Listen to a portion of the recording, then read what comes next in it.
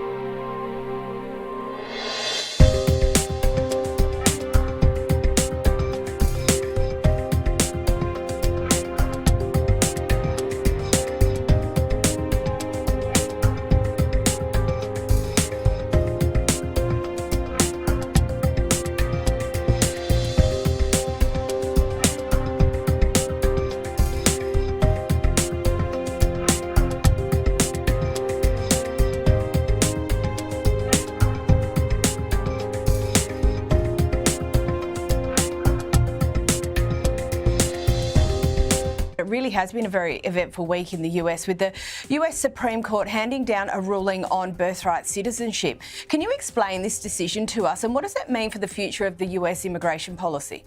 Sure. So this case was litigated as the so-called birthright citizenship case, but the actual ruling on Friday, Caroline, did not address the 14th Amendment birthright citizenship question. And I know that's going to sound a little peculiar and odd there, but it's because of the way that this was litigated. So the Trump Department of Justice and the Solicitor General John Sauer tried to make an appeal to the Supreme Court, not necessarily on the underlying substantive question as to whether the 14th Amendment requires that the children of legal aliens be granted U.S. citizenship. Rather, he was trying to make an appeal to the justice that the scope of lower court relief should not include the so-called nationwide injunctions that have hamstrung the Trump presidency ever since January there. So that was actually all that the justice ruled on.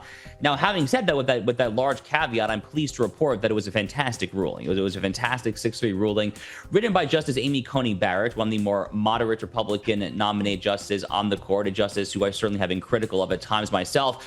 But I was just deeply pleased reading this because Amy Coney Barrett was really bringing the fire there. And she was adamant and insistent that the judicial power of which the United States Constitution speaks simply cannot countenance these sort of nationwide injunctions by which a rogue lower court, district court judge out in Hawaii or Florida or Maine or New Hampshire, whatever, can just bring the entirety of the nation to a halt there. This is completely anathematic to the American constitutional design. Really, the craziest part of this was the fact that it had to be litigated this far at all, and that you had the 3 liberal justices who nonetheless found themselves in the dissent. Ketanji Brown Jackson in particular, who was the lead dissenter, was just absolutely torn to shreds by Amy Coney Barrett. It was a really beautiful victory, I would say, for the United States Constitution and our elaborate constitutional structure.